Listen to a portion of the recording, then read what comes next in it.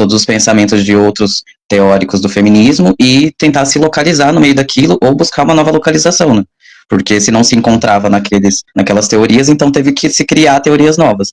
E aí hoje com os movimentos de trans e de travestis na academia, isso tem aumentado mais, né? Quando você vai procurar artigos, você consegue encontrar muito mais do que 10 anos atrás, por exemplo. Não tinha, quase não tinha acadêmicas. Então, eu acho que isso mostra também o lugar da representatividade, né? Quanto precisa ter pessoas lá falando pela gente, estudando pela gente, pesquisando, analisando outras formas de lidar com essas opressões, né? Que tipo, parece que, por mais que essas opressões aconteciam há 100 anos atrás, ainda acontece agora, mas de formas diferentes, né? Com as tecnologias que tem hoje. Mas, pensando nas categorias dentro da sua identidade, né, que você trouxe também, o que você percebe de diferença entre os desafios que você encontra dentro de raça, gênero? O que é mais aparente para você? Como você disse, o que chega primeiro, né? O que você sente primeiro quando você chega, então?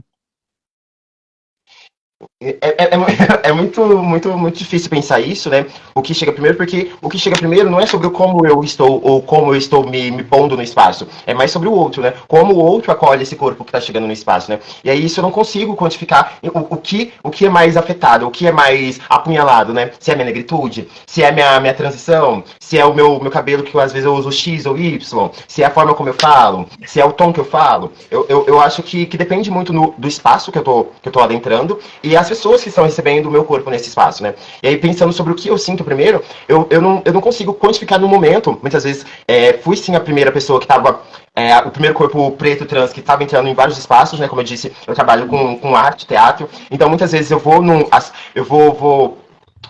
conhecer uma companhia, ou eu vou apresentar um espetáculo em um determinado espaço, eu vejo que aquele espaço é a primeira ou uma das primeiras vezes que está recebendo uma travesti dentro daquele espaço.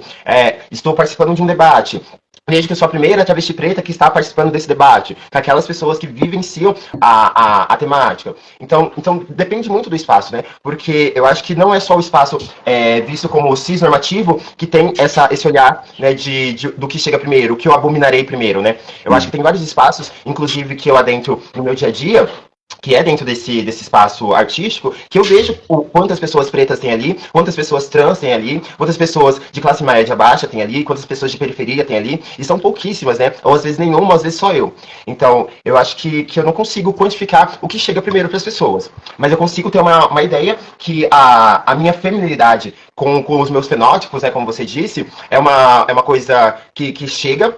Mas eu acho que desde sempre a minha negritude chegará primeiro, né? Eu acho que não tem como eu pensar que no meu gênero, na minha sexualidade, se eu não pensar na minha negritude como linha de frente. Esse corpo preto com esses fenótipos é o que chega primeiro, né? Eu penso assim, mas eu acho que nem todo mundo faz essa ligação. As pessoas também têm uma linha hierárquica, né? De ver se eu tô bem vestida, se eu tô cheirosa ou não, se eu tô com perfume X ou não, que bolsa eu tô usando. Então tem várias linhas de recorte ali que as pessoas fazem consciente ou inconsciente quando eu entro num espaço, né? Que é a análise de quão aprovado esse corpo está de habitar ali junto com aquelas outras pessoas, né?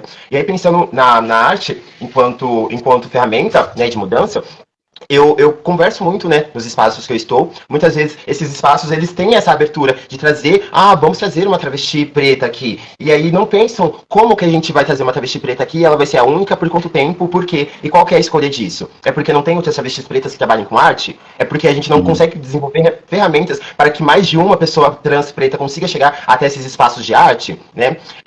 Conversei também com... Isso me faz lembrar de umas conversas que eu tive com o Gaia do Brasil sobre como que a gente consegue, né, dentro dos nossos trabalhos, enquanto proponentes LGBTQIAPN+, e negros, fazer trabalhos onde a gente consiga aquilombar, né, cada vez mais identidades LGBTQIAPN+, e negras, indígenas, PCDs, como que a gente consegue trazer, porque a militância, ela, infelizmente, e para muitas pessoas dentro desse sistema branco, acreditam que uma pessoa preta num espaço com 50 pessoas brancas é revolução, e não é, né? E aí eu acho que não importa tanto o espaço que eu tô entrando e o que eu tô querendo expor ou mostrar, o que eu acho que vai ser visto primeiro. O espaço que tem que ser preparado. E aí sobre isso a gente nem pode começar a falar sobre o aparelho público, né? Vai ser 2 horas de conversa. Mas eu trouxe uma pergunta também sobre política, né? A gente vai chegar lá. Eu acho que você falou uma coisa muito interessante antes dessa fala, que é ver a interseccionalidade não como um lugar também de só opressão, só de mazela, mas também de coletividade, né? Porque juntar todas essas categorias em um corpo só e em várias pessoas é um coletivo de muitas, de uma pluralidade, né? De uma diversidade mesmo que falta, porque como você disse, não é revolução você você ser a única trans preta de um lugar, né? Revolução é a gente ser a maioria de algum lugar. Então, pensando nisso também, tem uma coisa que vem da branquitude, que criou-se uma representação social do que é uma pessoa negra na sociedade, né? Para ser negro você tem que sofrer isso, tem que sofrer aquilo, tem que estar sempre triste, reclamando do tanto de racismo que você sofre, e aí parece que a pessoa negra só sofre. E tem algumas pessoas que, dentro dos seus processos internos, né, de se reconhecer dentro de uma identidade negra também, não percebe esse discurso da branquitude e acaba reproduzindo, né, e se colocando também nesse lugar de só sofrimento, sem conseguir enxergar as outras potencialidades também para além do sofrer. Eu acho que a gente precisa ter esse cuidado também para não reproduzir discursos normativos e brancos no meio da nossa luta também. Cisnormativos principalmente, porque isso acontece com pessoas trans também. Para ser trans, só é trans de verdade se você sofre disforia. Então, nosso lugar na sociedade tem que ser só o lugar do sofrimento, a gente não pode pensar em lugares diferentes, né? Como você disse, a arte é um lugar uma ferramenta de mudança também. Ao mesmo tempo que é de mudança, também é uma ferramenta de entretenimento, de representatividade. E produção, né? E de uma nova produção, né, de vivência mesmo, porque ali no teatro você não retrata só o que acontece, sim o que poderia acontecer de diferente, né, um cenário diferente do que já existe. Ai, Pietro, isso é tão difícil. É muito difícil, né? Porque a gente ainda vive num momento, por mais que quando a gente pensa na pesquisa acadêmica da vivência da negritude, da travestilidade, da vivência dos povos originários, dessa pesquisa mesmo acadêmica que acontece, né? Quando a gente pensa nesse lugar artístico, ainda é muito necessário a gente continuar falando de algumas mazelas, continuar falando de algumas coisas que estão apagadas, esquecidas, né? E aí eu também eu tento fazer esses dois movimentos, né? Como é falar que isso aconteceu e isso não pode ser esquecido, e como é imaginar um novo imaginário possível, né? Novos futuros possíveis para corpos pretos e travestis, para os povos indígenas, para os povos originários, né? No caso, como que a gente, através da arte, que é a ferramenta, eu falo reprodução, porque é isso, muitas vezes eu me vi em situações em que eu estava reproduzindo alguma mazela que foi desenhada para um corpo travesti, né? E aí eu ficava sempre nesse contexto. Tem gente que não sabe disso. Tem gente que não sabe disso. Tem gente que não sabe disso. E isso não impede que a gente também faça trabalhos de... As pessoas não sabem que isso é possível. As pessoas não sabem que isso é possível sonhar, que isso é possível realizar, que isso é possível querer, que isso é possível ser conquistado, né? Quando eu penso sobre como a arte consegue esse lugar da mudança, né? Eu fico muito pensando nos meus trabalhos e nos trabalhos que eu consumo também, né? E aí, essas mazelas, né? Como você disse, essas tantas mazelas que é nos colocada as pessoas negras, né? Esse lugar de você tem que sofrer, e isso não veio do nada, né? E também não veio apenas pela estrutura cisnormativa e branca, né? Veio de uma estrutura cisnormativa e branca pautada numa questão religiosa, que é o sofrimento, que é o pecado, né? E aí a gente não pode esquecer desse peso religioso que tem dentro da multiplicidade brasileira, que é esse peso da culpa, esse peso do pecado, do amor pecaminoso, das escolhas pecaminosas, né? Ou mesmo esse entendimento que às vezes se tem essa ideia de que as pessoas pretas, elas se vitimizam ou falam muito das suas mazelas sociais, mas só que na maioria das vezes, pelo que eu vejo, pelo que eu sinto, pela minha vivência dentro da minha família, que é uma família preta, dentro de outras famílias, dentro de projeto social, na verdade, eu acho que não vou lembrar a frase, mas eu acho que é o sofrimento enaltece o homem, né? Alguma coisa assim, mas só que esse julgamento de que as pessoas pretas falam do seu sofrimento, eu acho que, na verdade, não. O sofrimento, muitas vezes, se torna alicerce para que isso, então, faz sentido. Então, eu preciso sofrer tal derrota, preciso sofrer tal mazela para que eu consiga chegar à minha vitória, né? Esse caminho é um caminho cristão, né? É um caminho de uma conquista cristã que está dentro também de uma meritocracia, né? Então, para você merecer, você tem que fazer por merecer. Você tem que sofrer para chegar onde você precisa chegar. E aí, pensando nisso só no recorte da negritude, né? Como isso se deu lá atrás, né? Como isso se deu, o cristianismo ali, ele teve uma base de de alienação muito forte, né, dentro desse sofrer para merecer a salvação, né? Então, eu vejo muito da minha família ali, que é rodeada pelo evangelho, né, o como isso se deu num lugar de então, como se sofre, e aí sofre para receber algo. Então, as pessoas pretas, às vezes, elas não vão de primeira entender, a não ser que estejam, né, com um apoio, que estejam com uma rede ali de apoio para entender o que é a mazela, onde se está. Porque até então, socialmente pensando, o sofrimento enaltece a alma, né? Esse sofrimento é um caminho para a vitória, né? Então, você precisa lutar, você precisa fazer, você precisa fazer 1000 vezes mais que aquele outro corpo branco, você precisa ser 1000 vezes mais do que aquela outra pessoa, o que você passa enquanto mazela é justificado se você chega a um ponto de chegada, né? Então, quando eu penso na negritude, esse caminho é a meritocracia, junto com esse cristianismo ali, que fez o pensamento que hoje a gente tem, principalmente nas classes média baixa, né? De que o sofrimento, ele é parte do caminho da vitória. E não, né? É isso que eu começo a pensar quando eu começo a minha transição. Eu não preciso estar fazendo...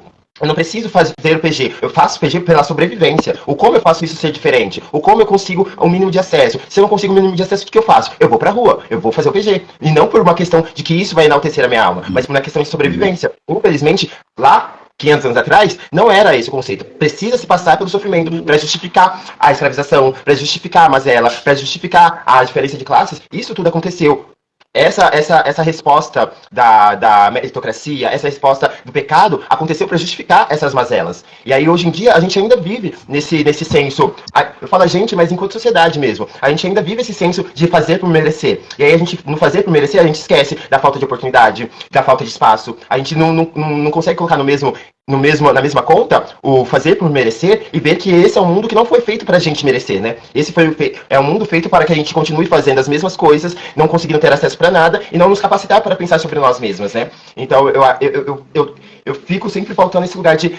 Não é esse lugar do vitimismo e as pessoas, a população pobre, a população preta, não tem essa visão de mazela social enquanto a sua própria vivência. Tem essa visão de que é possível chegar à vitória. E aí no meio disso, o que não foi ensinado é que para chegar até a vitória a gente tem que vencer o preconceito, a gente tem que vencer a discriminação, a gente tem que vencer as faltas de oportunidades, né? E pensando nisso dessa ideia do sofrimento, né, é muito cômodo para a sociedade, para a branquitude principalmente, que você seja a pessoa que sofre e está ali lutando, ou decida, não consiga lutar, não tem oportunidades para lutar também, porque além da alienação, não tem revolução, né? Vai ser só um corpo que se acomodou com aquilo, porque não enxerga outras possibilidades. Então você vai se calar, você vai ser silenciada, e ao mesmo tempo em que eles criaram um lugar de vítima, depois te chamam de vitimista. Sim, nisso a primeira coisa que me veio na hora que você começou a falar foi um pensamento, eu não sei com quem que eu tava vendo isso, enfim. A gente se baseia a nossa vitória a partir de uma pessoa no holoforte, né? A gente baseia, por exemplo, a gente baseia que é um lugar de chegada onde a Beyoncé chegou. E a gente não vê quantas como Beyoncé estão onde Beyoncé estão e quantas como Beyoncé estão tentando chegar até esse lugar, né? E aí eu vejo esse lugar do cômodo, não sei se é cômodo, mas só que como que a gente chega em lugares de destaque, em lugares de fala, em lugares onde a gente pode trocar com a sociedade e trazer outras pessoas à nossa comunidade, né? Como é que eu, dentro do espaço em que habito, consigo, a partir de dentro desses espaços, trazer outras pessoas trans travestis, trazer outras pessoas trans travestis pretas, como que a gente faz essa ponte, né? Porque senão a gente vai ser sempre casos isolados, e que vai reafirmar o que a meritocracia diz. A meritocracia diz que você tem que fazer para conquistar. Se a gente vê alguns pequenos pontos ali, uma travesti que conseguiu tal prêmio, uma pessoa preta que conseguiu fazer show em tal lugar, que ninguém mais consegue, a tal pessoa que é a única pessoa da companhia, que é uma pessoa preta, a única pessoa trans preta na companhia.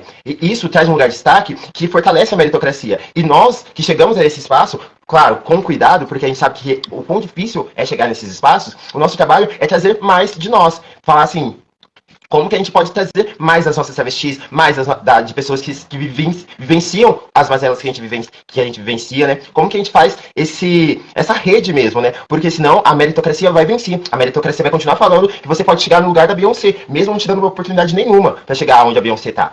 Entende? Então eu acho que a meritocracia é um mal que forma mais um pilar ali, junto com o racismo e junto com as discriminações de gênero, né?